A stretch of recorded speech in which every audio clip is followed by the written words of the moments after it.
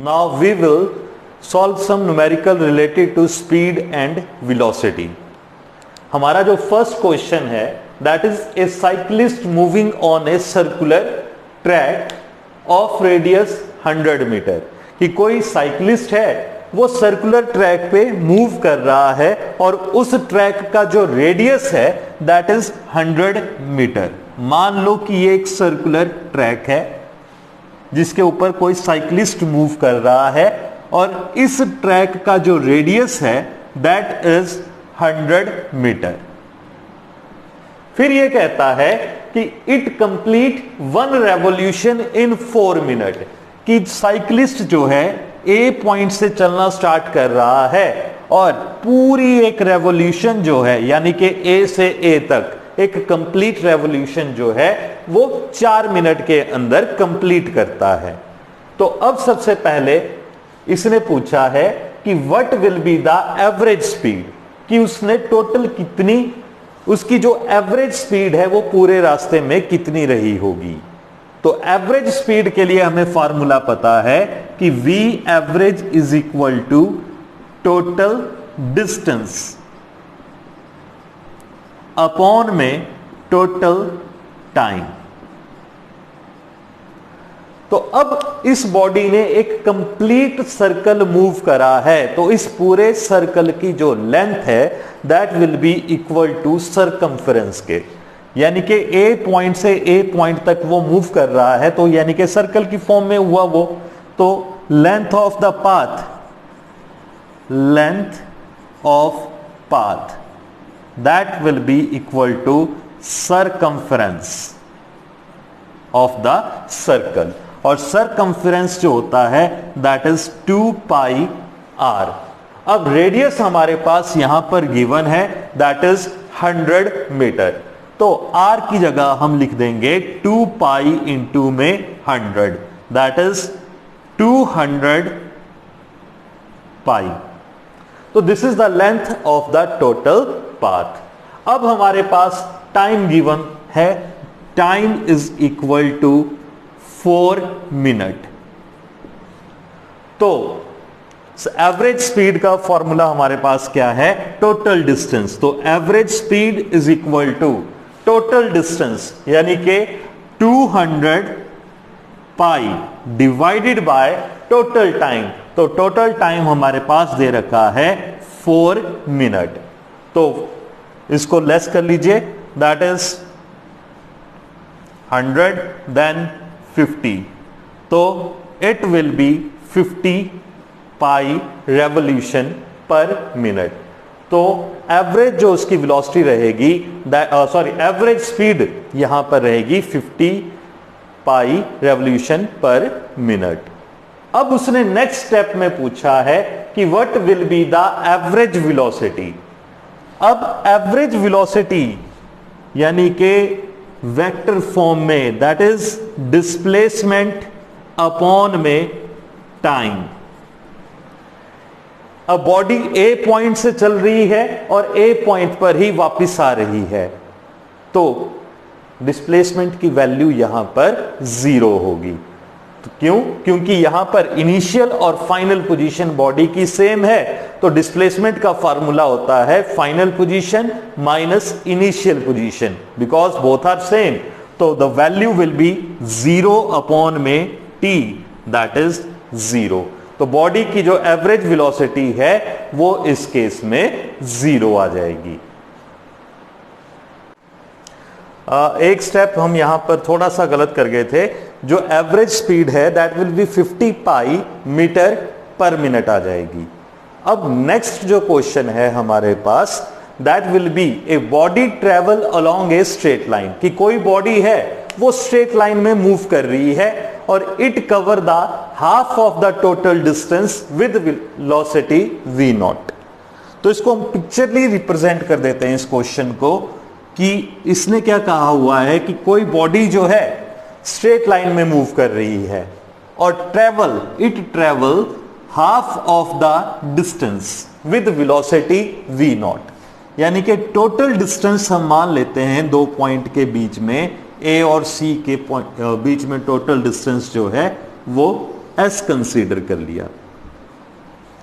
अब ये बोल रहा है कि it travel half of the total distance, यानी कि अगर बी पॉइंट पर, बी पॉइंट को हम मिडल पॉइंट कंसीडर कर लेते हैं, तो ए से बी तक का जो डिस्टेंस है that will be S by 2 with velocity v naught. तो यहां से लेकर यहां तक की जो उसकी वेलोसिटी है v नॉट है। फिर उसके बाद ये कह रहा है कि जब remaining part of the distance, यानी कि अब जो b से c तक का जो डिस्टेंस है that is again s by में 2।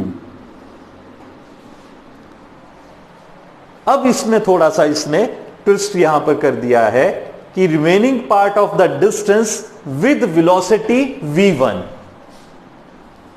With velocity v1 for the half time, कि पहले हाफ ऑफ द टाइम के लिए मान लो यहां से यहां तक हाफ ऑफ द टाइम ये आ गया हमारे पास t by 2 with velocity v2, और remaining half of the time यानी कि यहां से यहां तक का जो टोटल टाइम है दैट इज t2, यानी कि जो remaining half of the time है उसके लिए उसकी स्पीड जो है that will be equal to, यहां पर v1 आ जाएगा और यहां पर remaining half of the time with velocity v2।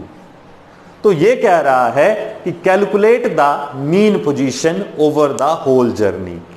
तो आपको पहले तो इस क्वेश्चन को मेरे हिसाब से यहां तक की जर्नी आपको समझ नहीं आई होगी, तो सबसे पहले हम सॉल्व कर लेंगे ए से बी पार्ट तक की जर्नी को। हमें पता है कि एवरेज स्पीड जो होती है that will B total distance upon में टोटल टाइम। तो टोटल डिस्टेंस नो डाउट हमें पता है, टोटल डिस्टेंस बॉडी ने ट्रेवल करा है s, वो हमें पता है। अब यहां पर हमने टाइम निकालना है, टोटल टाइम। अब टोटल जो टाइम है वो हमने वेलोसिटी और डिस्टेंस की फॉर्म में निकालना है, क्योंकि अगर आप तो ये भी यहां पर ये भी कहा जा सकता है कि टाइम हमारे पास गिवन है, but we have to convert this time in the form of distance and velocity। तो total time for A to B, A से B तक की जर्नी के लिए टाइम को हम कैलकुलेट कर सकते हैं। तो उस टाइम को मान लो डिनोट कर देते हैं T1 के साथ। तो A से B तक उसको जो टोटल टाइम लगता है दैट विल बी T1। तो टाइम को निकालने के लिए time is equal to distance that is s by में 2 डिवाइडेड बाय वेलोसिटी। तो a से b तक की वेलोसिटी हमारे पास आ गई v नॉट। तो इसको इस तरह से भी लिखा जा सकता है s अपॉन में 2v नॉट। तो a से b तक का टाइम हमने कैलकुलेट कर लिया। अब हमने टाइम निकालना है B से C तक का। तो मान लो B से C तक उस बॉडी को ट्रेवल करने के लिए टाइम लगता है T2।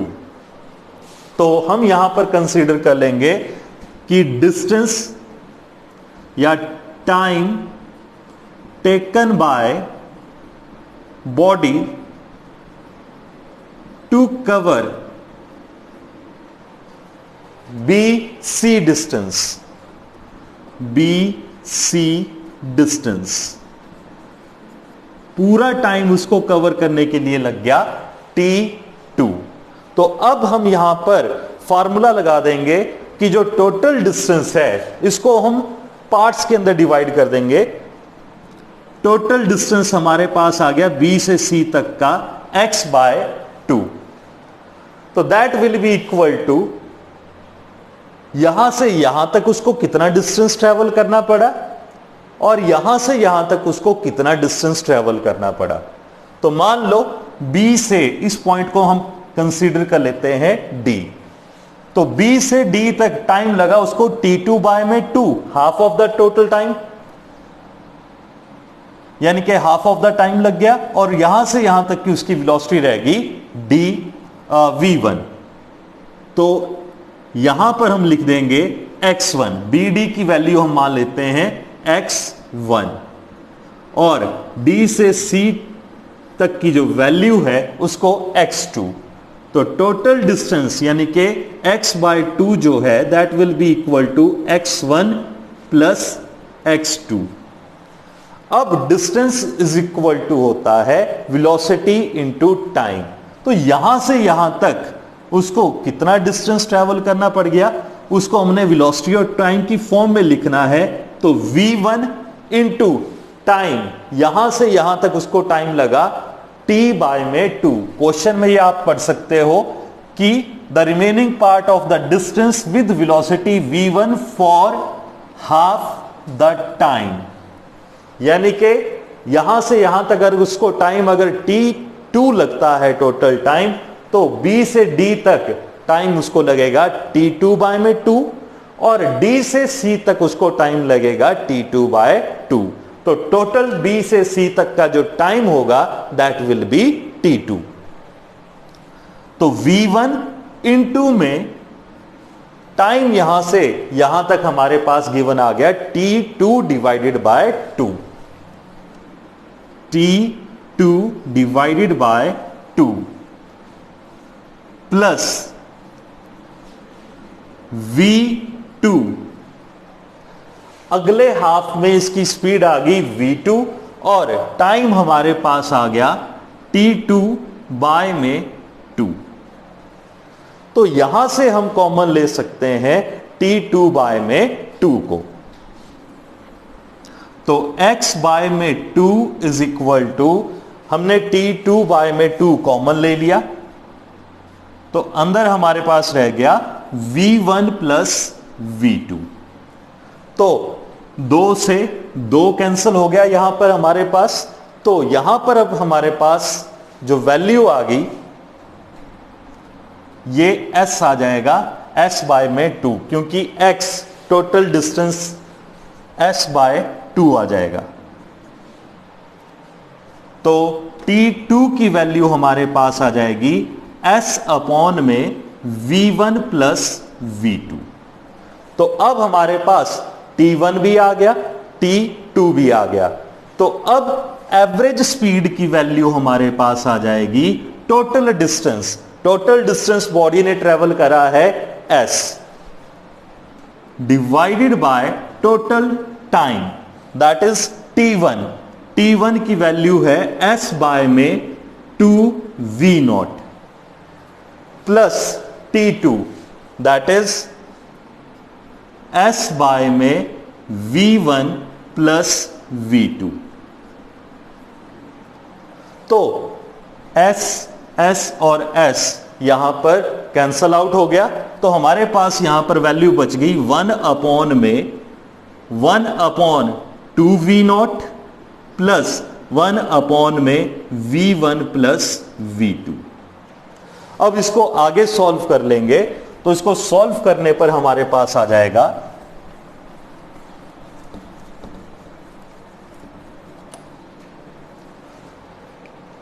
एलसीएम ले लीजिए।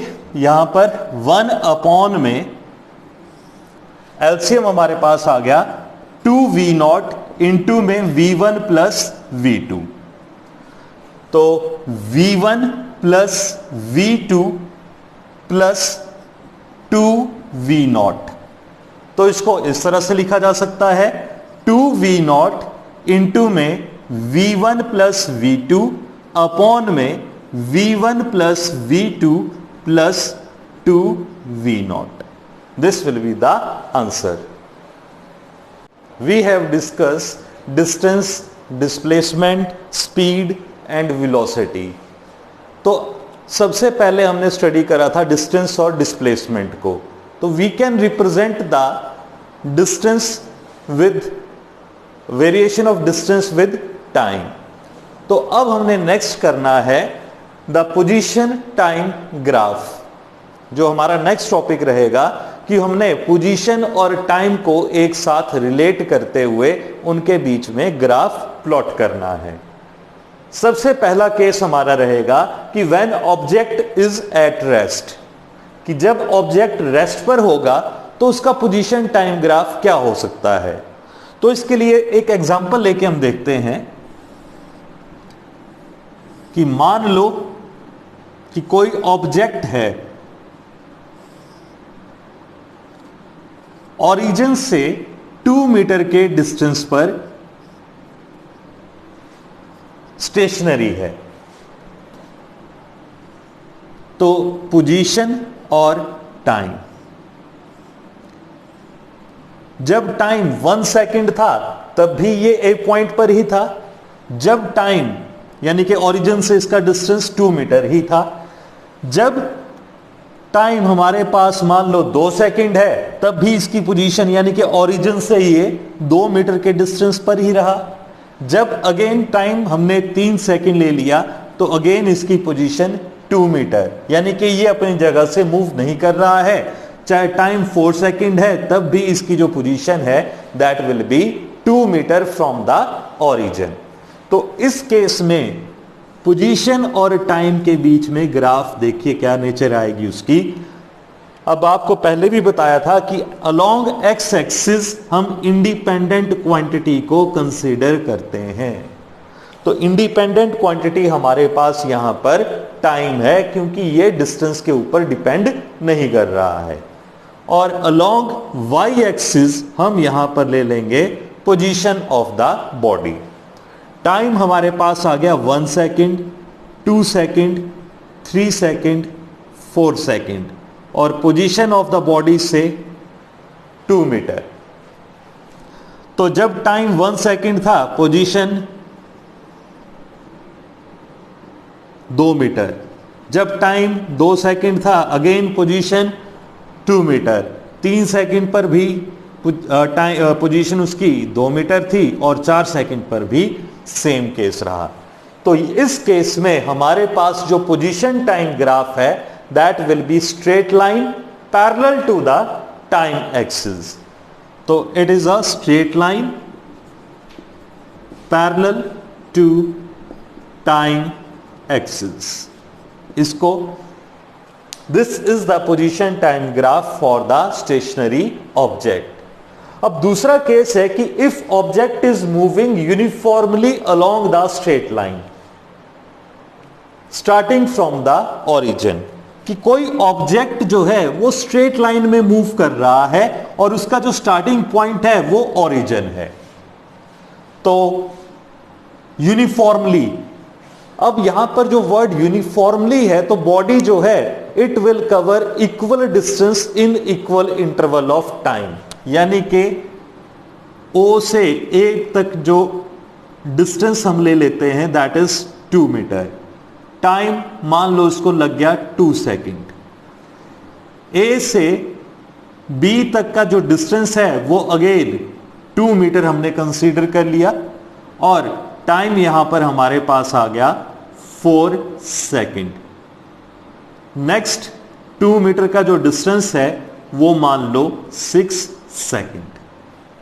तो O से A तक का डिस्टेंस हमारे पास आ गया 2 मीटर।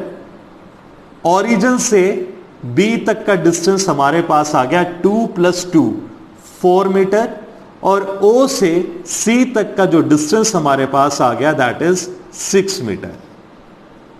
तो ग्राफिकली हमने इसको रिप्रेजेंट करना है तो इसके लिए टेबल हमारे पास कुछ इस तरह से बन जाएगा। That is the position, that is the time. Time हम ले रहे हैं 2, 4, 6 सेकंड और पोजीशन जब टाइम 2 सेकंड था उसकी पोजीशन ओरिजिन से थी 2 मीटर। यहां पर हमने जो डिस्टेंस है वो ओरिजिन से मेजर करना है। ये तो इंटरवल आ रहा है A से B तक का इंटरवल, O से A तक का इंटरवल जो है वो सेम रह रहा है, यानी कि 2-2 मीटर का इंटरवल रह रहा है। तो डिस्टेंस को आपने मेजर हमेशा ओरिजिन से करना है। अब O से लेकर B तक का जो डिस्टेंस है that will be 4 meter. O से लेकर C तक का जो डिस्टेंस है दैट विल बी 6 मीटर। तो इसके लिए जो ग्राफ आएगा, along x axis we will take time, along y axis we will take position. 2 4 6 2 4 6 natural सी बात है, यहां पर ग्राफ जो है again straight line but inclined to the time axis, यानी कि मान लो ये जो स्ट्रेट लाइन है वो टाइम एक्सिस के साथ थीटा एंगल यहां पर बना रही है, तो it is again a straight line parallel to the time axis. Third जो है दैट इज, अगर कोई ऑब्जेक्ट जो है वो कांस्टेंट नेगेटिव वेलोसिटी के साथ मूव कर रहा है, अब यहां पर वेलोसिटी जो है that will B negative but starting from the positive position, पर जो उसकी जो पोजीशन है वो इनिशियल जो पोजीशन है दैट विल बी पॉजिटिव। तो वेलोसिटी नेगेटिव कैसे होगी? वेलोसिटी का फॉर्मूला आ गया डिस्प्लेसमेंट अपॉन में टाइम। अब time can not be negative, तो इसलिए हमारे पास डिस्प्लेसमेंट यहां पर नेगेटिव होगी। तो इस केस में जो ग्राफ होगा for negative acceleration, this will be the time, this will be the position. तो this will be in the decreasing order, क्योंकि इसकी डिस्प्लेसमेंट नेगेटिव है, तो नेगेटिव वेलोसिटी कांस्टेंट रह रही है पर डिस्प्लेसमेंट घट रही है टाइम के साथ साथ। तो जैसे जैसे टाइम बढ़ रहा है डिस्प्लेसमेंट की वैल्यू रिड्यूस होती जा रही है, बिकम नेगेटिव। तो इसका ग्राफ जो है वो डिक्रीजिंग ऑर्डर में हमारे पास आएगा।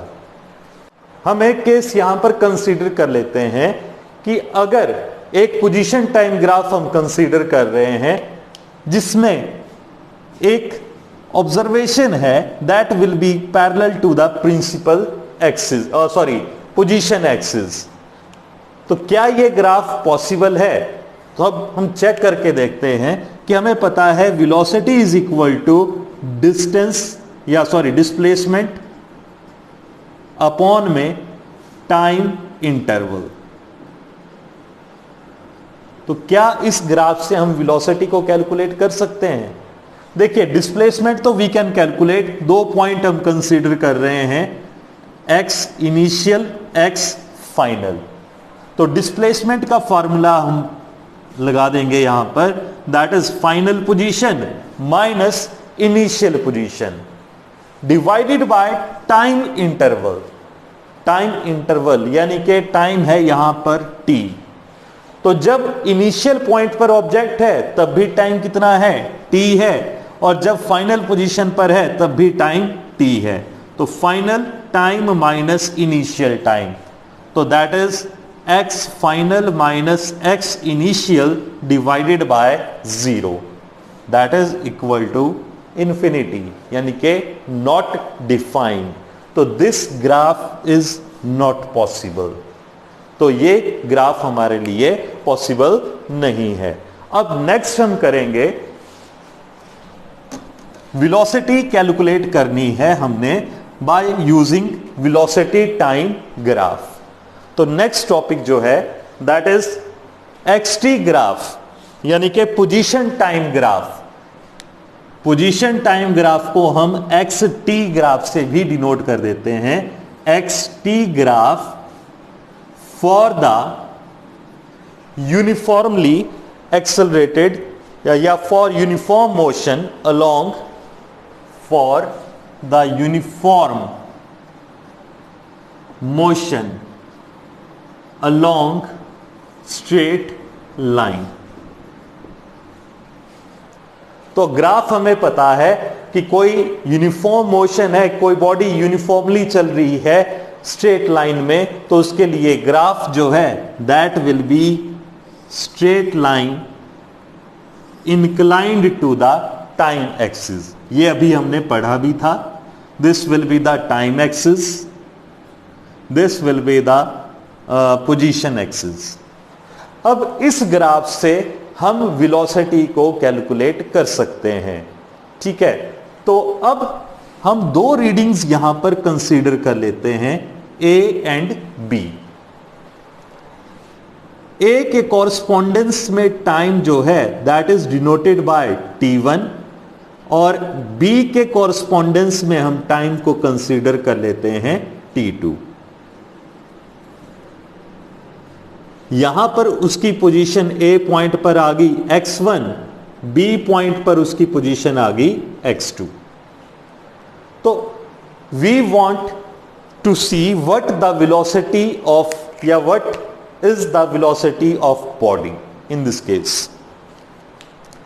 तो ए पॉइंट से हम एक ज्योमेट्रिकल कंस्ट्रक्शन ड्रॉ कर देते हैं। ए से एक परपेंडिकुलर ड्रॉ कर दिया बी के ऊपर, यानी कि बी डी लाइन के ऊपर, और इस पॉइंट को हमने नाम दे दिया ई।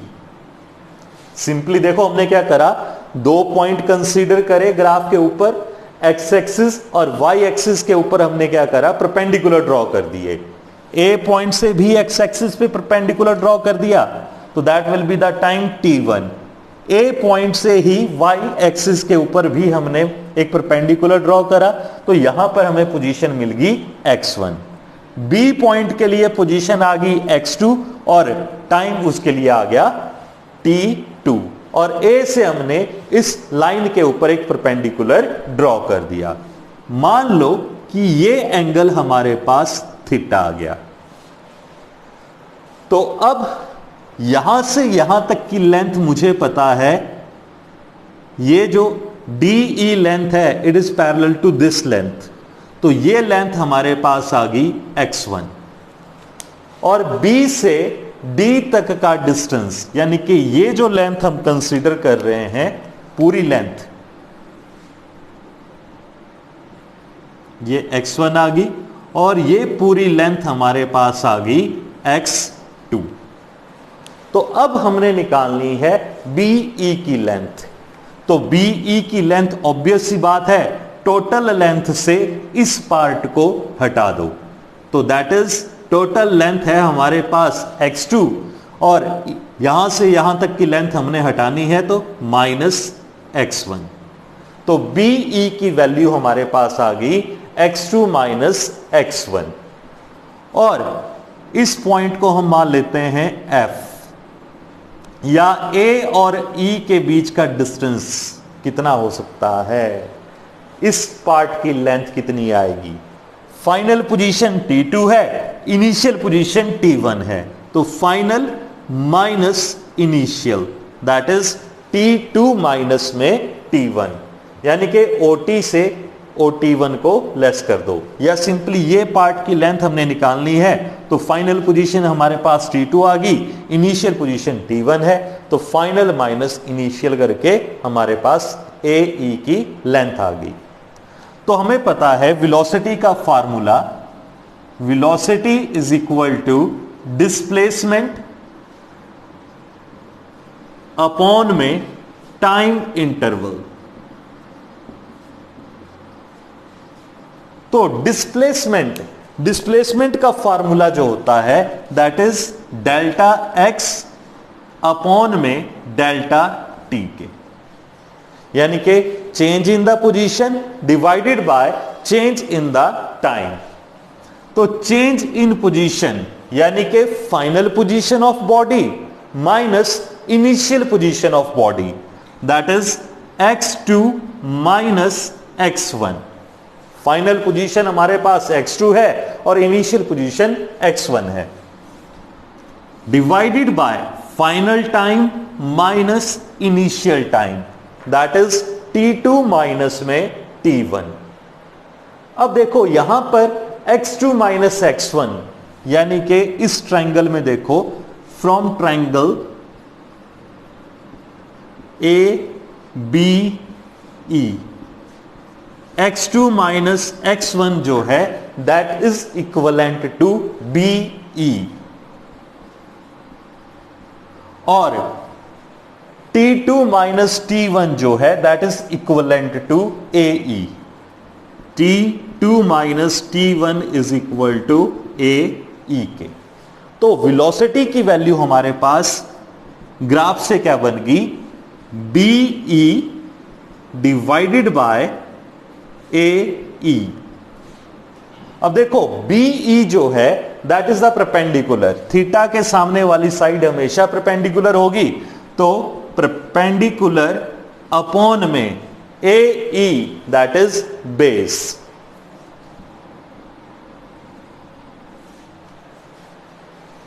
तो perpendicular upon base is equal to tangent of theta. तो velocity of a body is equal to tangent of a theta. और इतना आप याद रख लीजिए कि जो टेंजेंट थीटा होता है that is the slope of a body. तो टेंजेंट थीटा को हम यहां पर बोल देंगे slope of X T graph. Tangent theta हमेशा याद रखिए that will be equal to the slope of position time graph. तो हम ये बोल सकते हैं कि वेलोसिटी जो होती है that will be equal to slope of position time graph, यानी के टेंजेंट थीटा के बराबर। दैट्स